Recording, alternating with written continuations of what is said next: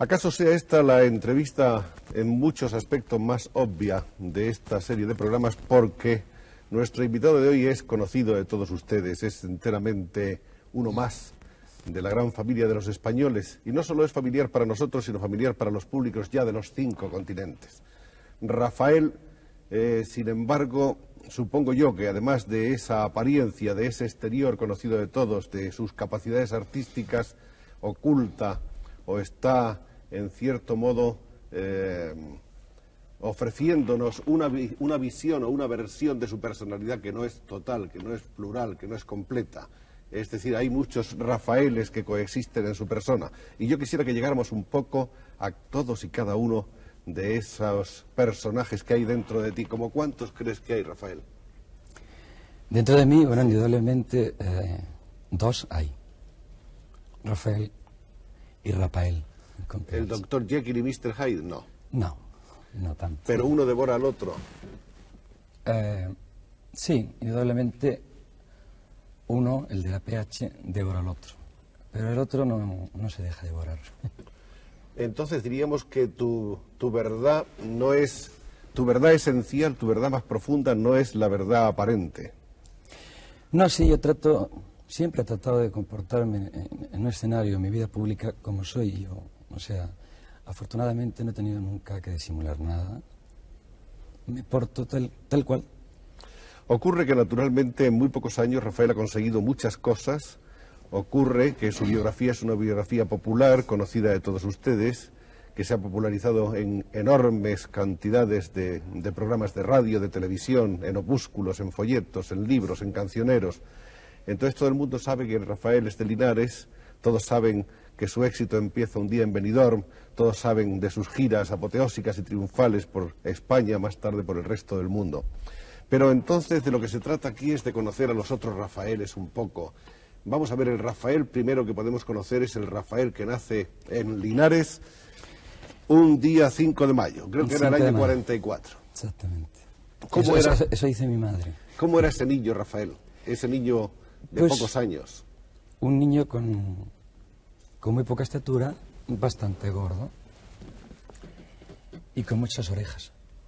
Debe ser por el corte de pelo, aquel que se llevaba entonces. Muy callado siempre. ¿Eras el tercer hijo de la familia? Soy, en realidad, el cuarto. El cuarto. Porque mi hermana murió. De la familia Martos, Francisco Martos y Rafaela Sánchez. ¿Tu padre a qué se dedicaba entonces? Mi padre era albañil, obrero de la construcción.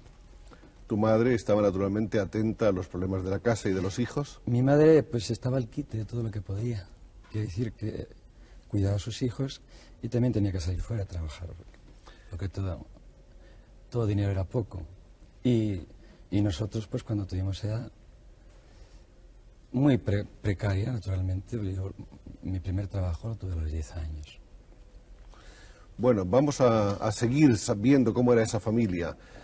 Tu nacimiento se produjo en una calle que se llama de Baeza, calle de Baeza número 2. Número 2. Bueno, nací en el sanatorio que está más para arriba de esa calle. Al otro lado de la calle, un poco más arriba, hay una especie de hospital, un sanatorio. Exactamente. Y ahí viniste todo el mundo. Pero muy pronto cruzaste la calle. No, me la hicieron cruzar la calle, porque yo no sabía andar. Me trajeron a Madrid cuando yo tenía ni un año. Entonces, tus recuerdos de Linares, de ese año de Linares, prácticamente... Yo no recuerdo nada. Recuerdo Linares cuando ya empecé a ir, pero en plan de artista. O sea, mi primer recuerdo de mi pueblo es de hace 13 años. La familia se instala en Madrid y se instala en las cercanías de Cuatro Caminos. En una calle de Cuatro Caminos, sí. En Las Carolinas, ¿no? Calle de Las Carolinas, número 1. Donde empezaron realmente tus vivencias importantes. ¿Qué es lo más antiguo que tú recuerdas de tu vida? El recuerdo primero, el más lejano. Pues que debe ser por lo insólito, o sea, por lo chocante. Ya lo recuerdo en un escenario. Yo cantaba en una escolanía, en un coro. Enfrente de mi casa había un colegio que era gratuito, pero la única condición que era es tener voz para entrar, ¿no? Y algún papel, no sé qué papel me dieron en cierta obra, que yo salí de payaso, y se me rompieron los pantalones en el escenario, nada más salí por atrás. Y eso es lo primero que recuerdo yo debería tener 4 años y medio, 4 años. O sea que fue tu primer destape y probablemente el único en la historia de tu carrera. El único nunca se sabe. Nunca se sabe. Bueno, anticipándote, quiero decir. Anticipándote a lo que voy a ser una moda más adelante. Muy bien, Rafael. En esos primeros años parece que tú, como todos los demás niños, tienes tus amigos, tu grupo, tu pandilla, participas en las guerrillas de calle contra calle. La pedrada limpia, sí, entre la calle Alvarado y la calle Carolina, sí. Nunca con consecuencias ingratas para tu físico. No, aquí tengo una cicatriz en el remolino del pelo y nada más, una pedrada bastante certera que me dieron. ¿Eras muy peleón? No. Lo que pasa es que si los demás lo hacían, pues yo también estaba metido en el ajo, ¿no? En esa época, además de estudiar en ese colegio, intervenías en los fines de fiesta, eras monaguillo, ayudabas a misa. ¿Cuántas cosas más pasaban? Todo lo que has dicho, y más. Y cantaba en el coro, y en misa de 12 los domingos, y hacíamos concursos de escolanías, competimos con todas las escolanías, primero de España, y después en el extranjero también. Conocí Austria, Salzburgo, fue mi primer viaje, y nos trajimos el premio. Había un padre, creo que se llamaba el padre Esteban, que te enseñaba además a cantar canciones folclóricas y populares. Sí. Como la Serenata de la Paloma de Iradier, por ejemplo, ¿no? Y la bamba, cosas del Orfeón Infantil Mexicano, y Estrellita y todas esas cosas. Pero todo eso para ti no era más que un juego, un pasatiempo, ¿no lo veías? No, hombre, yo siempre todo me lo tomo muy en serio. ¿Sí? Yo todo lo que hago me lo tomo muy en serio. ¿Lo veías ya como una vía profesional? Bueno, yo siempre he sabido desde que tengo uso de razón que yo iba a ser artista. ¿Qué? No lo sé, no lo sabía. Cantante, bailarín, coreógrafo, director, escritor, pintor, actor, no sé. Yo sabía que mi camino estaba por ahí. Aunque de eso tenemos que hablar más adelante, yo quisiera, sin embargo, preguntarte ahora, aprovechando que está ahí el tema, si tú crees que Rafael es lo que eres o si Rafael está todavía por descubrir. No, Rafael está todavía por descubrir, porque le tengo que hacer que trabajar más, quiero decir, más profundamente. A mis años no se puede ser todavía nada. Yo estoy, pues, en los 33 años de una carrera, o sea, de una vida. Tengo mucho que aprender, mucho que estudiar. Él, Rafael, de la PH, tiene mucho que aprender, mucho que estudiar. Tengo que seguir regando la maceta todavía, para que crezca, crezca. ¿Quién manda entre los dos, Rafael PH o Rafael con F? No, el de la F. El de la F. Sí. La cabeza está siempre clara, siempre sobre los hombros. Siempre. Sin vacilaciones. Sin vacilación. Sin nervios. Con muchos nervios, pero estos nervios que los artistas y actores que me estén viendo, nos estén viendo, entenderán. Nervios, pero guardados. O sea, siempre el nervio hay que tenerlo, pero dormido. O sea, tiene que poder la cabeza. Sin embargo, personas que te han tratado de cerca dicen que tienes una serie de tracks o de tics, de inquietudes relacionadas con tu oficio, que se manifiestan a veces en que, pues no sé, en que no quieres salir, en que te quieres encerrar en tu cuarto, en que te dedicas en cambio a conversar con alguien hasta altas horas, en que no tienes sueño, en que no puedes dormir, en que te angustia una presentación al día siguiente. ¿Ese sentido de la responsabilidad llega a apoderarse de ti? No, siempre que lo hago las cosas conscientemente. Si yo, bueno, de esas personas que dices tú que piensan eso de mí, indudablemente no han estado mucho conmigo. No, soy una persona bastante tranquila. Lo que pasa es que yo voy a un país y puede más mi profesión y el pensar que por la noche voy a debutar en el Teatro de la Ópera de Tokio, por ejemplo, en Tokio, que irme a ver Tokio. Pero yo no he conocido Tokio hasta el 4º viaje. O sea, me encierro y me tranquilizo y pienso mucho lo que voy a hacer. y cómo es la mentalidad del público, porque cada nación es diferente. Los mexicanos son diferentes de los españoles, hablamos el mismo idioma, pero no somos iguales. Entonces pienso mucho eso, y a la gente le extraña que yo, con la edad que tengo y pudiendo salir y entrar, pues me quede en el hotel, prefiero quedarme en el hotel, o hablando con una persona que me interesa porque me va a enseñar algo. Yo lo que sí soy muy egoístamente, creo que soy bastante egoísta en eso, solo hablo mucho tiempo con la gente que me va a proporcionar, me va a aportar algo. Por su forma de hablar, por su inteligencia, porque es un gran escritor, porque es un gran poeta, porque es un ser humano extraordinario. Puede ser un albañil o que sea, pero si tiene algo que yo pueda aprender, con él me quedo hablando horas enteras. Lo que no me gusta son los cócteles, en eso aprende nada. Volvamos a ese niño que anda por las calles de Cuatro Caminos, ese niño que empieza a trabajar muy temprano. Decías que a los 10 años desempeñaste tu primer oficio, tu primer trabajo. ¿Qué fue? Yo era aprendiz de sastre. Bueno, antes creo que habías estado en un puesto de melones. También. Pero y repartía paquetes y llevaba trajes en una tintorería a entregarle a los clientes y de todo, donde había un duro. Y parece que aprendiste incluso a cortar y que te hiciste algún traje que otro, ¿no? Eso desgraciadamente no me dio tiempo. No te dio tiempo. No. A los 13 años ya estaba cantando. ¿Quién te puso en ese camino? ¿Cómo te diste cuenta de que ese era el camino?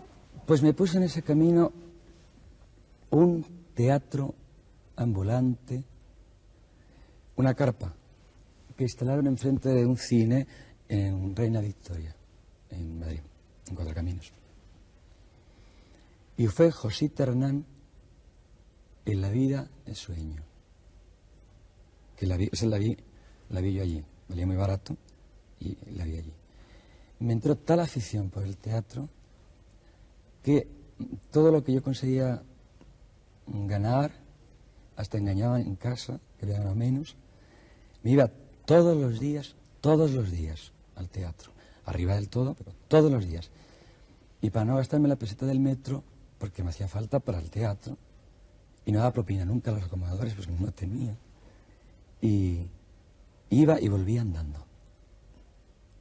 Con la consiguiente bronca diaria, claro, cuando llegaba a las 3 de la mañana a mi casa. Como el horario de teatro en España ya sabes cuál es. Y en esos teatros, ¿qué cosas estimularon más tu vocación? ¿Qué cosas te alertaron? Vi toda clase de cosas que me dejaban entrar, claro. En algunas partes, pues, los porteros ya como me conocían, hacían la vista gorda, me dejaban pasar. Y vi cosas que no eran toleradas, muchísimo menos para menores. Pero vi de todo, pues no sé, desde folclore, pasando por Manolo Caracol la última vez que estuvo en el Calderón con su hija, y Pilar López, en un espectáculo precioso en ese género, hasta el María Guerrero, pasando por el Español, la comedia, toda clase de teatro, circo, todo. Y ahí fui cogiendo mi camino. Y mientras tanto, ¿qué tal estudiante eras? ¿Estudiante? Pues muy malo. Estudiaste poco. Me echaron bastante, 3 veces, me parece, 2 o 3 veces. Pero yo tenía mi arma secreta, que era esto. Y me tenían que volver a admitir. Así que desde muy chiquito todo se lo debo a esto. Se produce poco después un cambio de domicilio. Parece que la casa en la que vivíais estaba a nombre de una tía, ¿no? De una tía tuya que falleció. Que bien ¿no? Estás. No, más o menos. Era tía de mi padre. Ah, era tía de tu padre. Sí. No sé qué parentesco. Tía segunda, ¿no? Sí, exactamente. Ella murió y nos invitaron cortésmente a que teníamos que abandonar la casa. Y así lo hicimos. Y nos fuimos a vivir a Carabanchel, a una habitación. Guardamos todos los muebles en un guardamuebles. Para entonces y de ahí salí yo para ganar el Festival de Benidorm. Para entonces tus 2 hermanos mayores estaban trabajando. Uno estaba haciendo el servicio militar y el otro estaba trabajando en Inglaterra. Y el otro, pues, tenía 1 año no, diría 9, 5 años. Le llevo 9 años. Lo de Benidorm no sucedió naturalmente de una manera súbita. Todo eso tuvo una... No, yo estudiaba, no se puede decir estudiaba. Aprendía canciones en una editorial en Madrid, que es donde también conocí a mi compositor más acertado, que es Manuel Alejandro. Y estudiaba canciones y naturalmente el maestro Gordillo entonces me presentó a un previo concurso que había para elegir las voces del festival, y quedaba la vacante de un chico, eran 5 chicos y 5 chicas, y me probaron en La Voz de Madrid, en Hilarión Eslava 15. Me probaron allí y entre 36, 37 chicos, y salí yo. Antes de eso había habido ya primeras actuaciones en las radios, en las emisoras de radio de Madrid, en concursos. Ya me había llevado muchos botes de un producto que hay. Habías ganado pequeños trofeos. Sí, 100 pesetas cada semana. Es que no me dejaban presentarme más que una vez a la semana. Yo hubiera ido todos los días. Allí coincidí con Maripili Cuesta, Ana Belén, con Angelina de la Sea, Rocío Durcal. Somos todos de la misma pandilla. Y tú cantabas con seudónimos incluso, ¿no? ¿O no? Sí, siempre poniendo un nombre diferente. Bueno, ese era un señor de la radio que me dijo que si yo cambiaba de nombre, pues me darían más veces oportunidad. Porque claro, todas las semanas yo le hacía demasiado. Y además te clasificaste bastante bien en un festival de aquellos pre-Eurovisión, ¿no? Eso fue antes de Benidorm, ¿no? Sí, claro, eso fue antes. Con una canción de Manuel Alejandro. Fue el mismo año. Es que todo lo mío ha sucedido muy rápido. O sea, yo empecé en realidad profesionalmente, como se empezaba entonces, que es examinándose en un teatro. Me examiné en el Teatro Fuencarral de Madrid. Y un amigo, o sea, un compañero que iba también a ensayar canciones a esta editorial, me recomendó a una sala de fiestas de Madrid. Fui y canté y me quedé. O sea, me contrataron. Yo solo tenía todavía 3 canciones y como tenía mucho éxito, pues las repetía una y otra vez. Y me daban 200 pesetas todos los días. Naturalmente yo cogía un taxi. Pues yo siempre he sido de la opinión que un verdadero artista no puede salir de trabajar e irse andando. Ya cogía un taxi. Y me lo gastaba todo en el taxi. Pero todo empezó en diciembre del 61. Y en junio del 72 llegan a Benidorm. En esos meses pasó todo.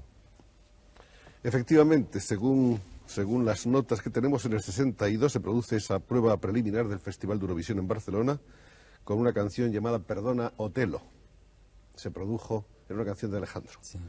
En ese mismo año, el 4º Festival de Benidorm, donde tú consigues el primer premio y el premio de interpretación. No, conseguí el primer premio, el segundo, el tercero, el quinto y el octavo, y el premio de interpretación. No había más.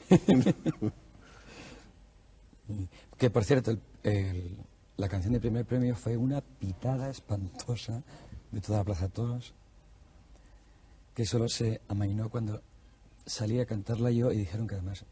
O sea, la gente me quería como el mejor intérprete, pero la canción esa no la querían. Querían otra también mía, que era la tercera. Bueno, todo se hubiera quedado en casa, ¿no? Eso fue realmente muy importante para ti, ¿no? Fue muy importante, fue una noche muy bonita. Me lo entregó el premio Marisol y fue una noche muy bonita. Fue la primera noche que yo he llorado por el placer de llorar. Y entonces empezaron rápidamente ya los contratos. Bueno, no creas. ¿No? Parece que enseguida hubo un contrato. Bueno, sí, enseguida hubo un contrato, pero lo que me ofrecían no era lo que Rafael con PH merecía, a mi juicio. Naturalmente siempre bajo mi punto de vista. Entonces, sí, me ofrecían salas de fiesta, es loco se usaba, los cantantes cantaban y la gente bailaba. Y decía que mientras yo cantara, ¿quién iban a bailar? Que para eso pues no me molestaba. Entonces fue bastante problemático mi enfoque. Me acuerdo que un representante me aseguró pues como 3 años de trabajo, pero a base de eso, de esas salas de fiesta, y ese día yo necesitaba dinero, porque además me cambiaba de casa, yo iba a tener mi casa, y necesitaba dinero, y le dije que no, que por ahí no era. Y entonces me dijo, pues, en este país es así. Dije, pues no. Me dijo, sí, yo no, sí, no. Y a los 2 meses se lo demostré que no, que yo tenía otro camino más importante, que era otra cosa. Después, naturalmente, ya nos hemos acostumbrado a que un artista ya de cierto nombre de sus recitales, pero antes se lo decías a un representante y te miraba y decía, ¿qué dices? ¿Pero tú estás loco o qué? Afortunadamente todo eso ha cambiado. Entonces se cantaba solo para bailar. Sí, para pero que yo las nunca parejas llegué a bailaran. cantar para bailar. Dije, me negué.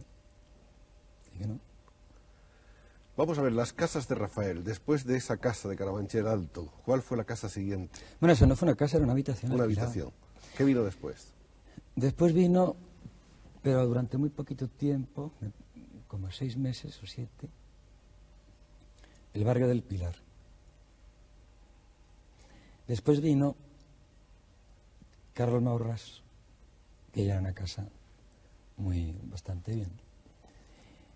Y de ahí no me moví hasta que ya no había hecho mi primera película y se había estrenado y todo. O sea, ya llevaba yo 5 años de carrera, o 4 años.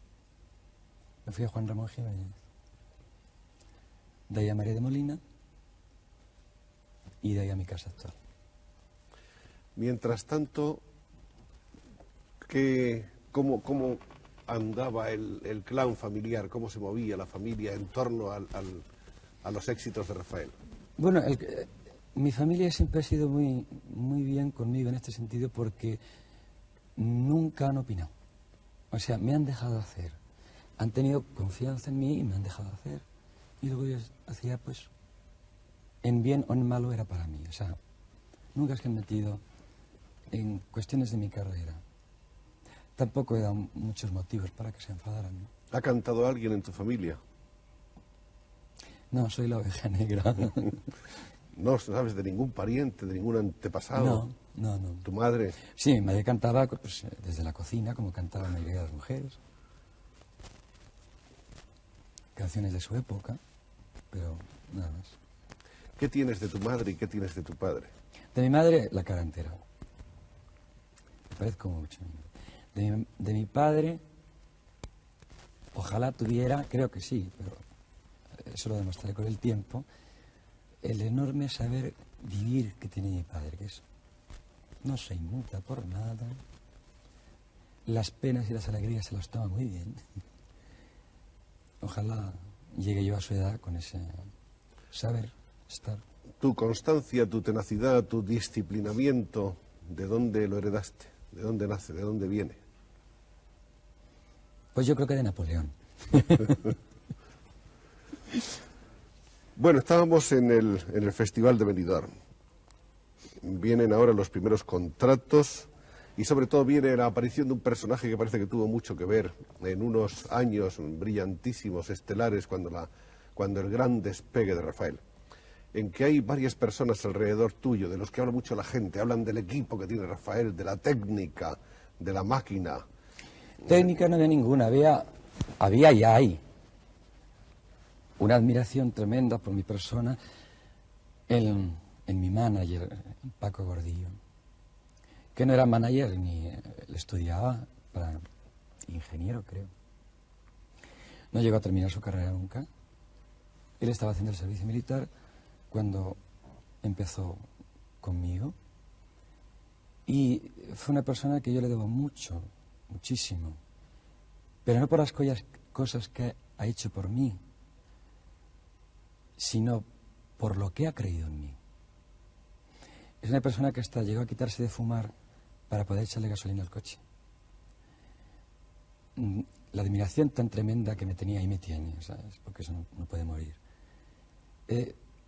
Yo me sentía muy bien sentado, muy bien respaldado. Entonces me atrevía a cosas porque sabía que lo tenía detrás.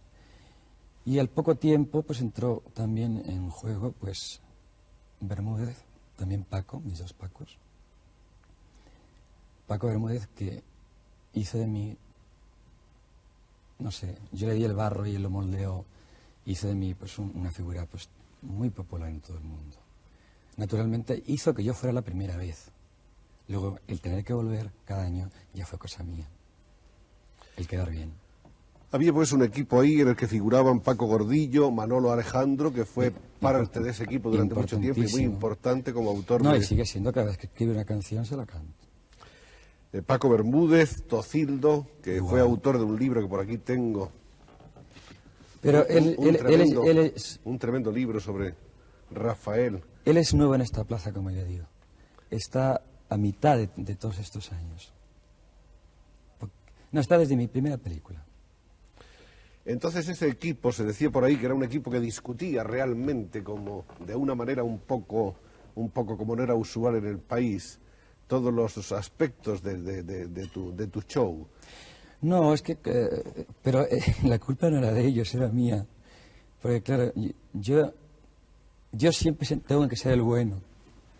Pero, sin embargo, soy el que primero dice, yo quiero esto, ¿eh? Y claro, lo que tienen que dar la cara después son ellos. No, empecé a poner cláusulas en contratos como, por ejemplo, que no se podía servir una bebida, mientras que no podía pasar un camarero.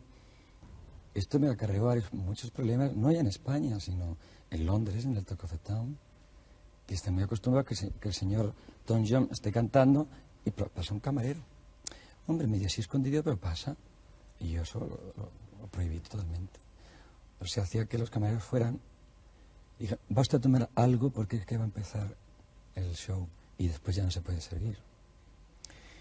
Y hubo problemas, pero son problemas también muy rápidos, que pasaron en 3 meses. Todo pasa muy rápido. De modo que no se discutía en ningún caso, o no se examinaba, por decirlo así, de una manera colectiva, cómo hacías una canción, cómo la interpretabas, no. Cómo querías decirla. Cada uno teníamos nuestra... ¿Qué luz había que ponerle? ¿Qué traje debías llevar puesto? No, eso es una leyenda, entonces. Esas son cosas muy mías. Son cosas muy mías. Siempre han sido cosas muy mías. Lo que pasa es que yo escucho a los demás y si Paco me decía, no, te va a mejorar esto porque esta luz... yo he hecho caso. O sea, yo hago caso siempre las críticas que me puedan hacer verbalmente o escritas, siempre y cuando tengan una lógica y de verdad sean constructivas. Estas personas que estuvieron tan unidas a tu vida en aquellos años... Están. Pero lo están menos. Pues lo están menos como lo mismo. Yo antes estaba soltero y ahora tengo 2 hijos. O sea que es una ley de vida. Una ley biológica. Sí, y como me quedo sin mi director de orquesta al cabo de 7 años, porque llega un momento que ellos se cansan de viajar y quieren vivir con su familia. Y sin embargo yo tengo que seguir viajando y tengo que seguir yendo a todas partes. Lo que pasa es que yo tengo la suerte de poder llevar la familia conmigo. Has pasado muchas estrecheces económicas, muchos apuros, muchos problemas. Muchos, muchísimos, pero también muy cortos. Por espacios breves. No, que todo fue muy corto, muy deprisa. O sea, yo en el año que gané Benidorm, a los 8 meses yo estaba en el Olimpia de París. Y ya era figura del primer programa de la televisión en Lisboa. Había cantado en Grecia, en el Líbano, en Turquía, que debutamos juntos, Petula Clark, Salvatore Adamo y yo. O sea, todo fue muy deprisa. ¿Eres buen hombre de negocios? No. Ningún artista es buen hombre de negocios. Pero algunas veces, sin embargo, tú inspiras un poco el hilo de las discusiones de tu manager, ¿no? Sí, pero... No, yo soy buen hombre de negocios con mi persona. Lo que soy mal hombre de negocios es con para los otras demás. cosas. Sí, para otras cosas. Yo creo en artistas que la gente no los ve. Y yo, sin embargo, los veo. ¿Has arriesgado tu dinero en favor de otros artistas? Sí, muchísimas veces. Sin éxito. Unas veces bien y otras veces mal. Digamos que quedamos en paz. Y como empresario, cuando te dio por manejar teatros... Bueno, me dio y me da. Empresario no de ti mismo, sino empresario de otros también. Ahí está lo malo. Ese es... Cuando soy empresario de mí mismo es una maravilla. Y cuando soy empresario de otros, pues pues es que gasto demasiado en ellos. O sea, creo que soy yo y no es así, aunque ellos creen que sí. De modo que tú tratas a cualquiera que pongas un poco bajo tu protección o bajo tu dirección como si fueras tú mismo. Sí, con todo lo mejor. O sea, cuando un espectador va a verle, lleva ya un programa de mano que se lo entregan gratis, que vale ya la mitad de la entrada. O sea, yo no sé escatimar para eso. No sé escatimar. Y si me piden tanto dinero se lo doy, porque además creo que se lo merecen. O sea que no debo ser empresario de otros. Aquí tenemos sobre esta mesa algunos de los innumerables trofeos que ha ido conquistando Rafael a lo largo de estos años, desde el 62 para acá. Y algunos que hay por ahí, pero son apenas nada comparado con lo que él tiene en su casa, en la que hemos entrado un poco a saco en el equipo de A Fondo para traernos algunos discos de oro. El primero, yo creo que es interesante, es el de la famosa canción del tamborilero. El tamborilero. Pero de ese tengo 4 repetidos. Son 4. La canción del tamborilero es un disco de oro que se repite cada año y puede durar toda la vida. Sí, porque siempre hay niños nuevos. Hay niños que nacen. Y nuevas navidades. Y nuevas navidades, afortunadamente. Este disco y es de oro y esta canción están asociados también a uno de los más grandes éxitos que obtuvo en este país Rafael a través de la televisión española. Fue un programa en el que todo el país se quedó maravillado, ¿te acuerdas? Y que yo me gané una bronca espantosa ¿Sí? Del realizador, con mucha razón. Es que me picaba la nariz y al final de la canción me metí el dedo en la nariz. Cuando estaba en un primer plano, me eché una bronca. Pero como luego es lo que la gente comentó y pedían el disco al día siguiente en las tiendas, ese disco que se rascaba la nariz. Así que al final fue bueno, pero me eché una bronca espantosa.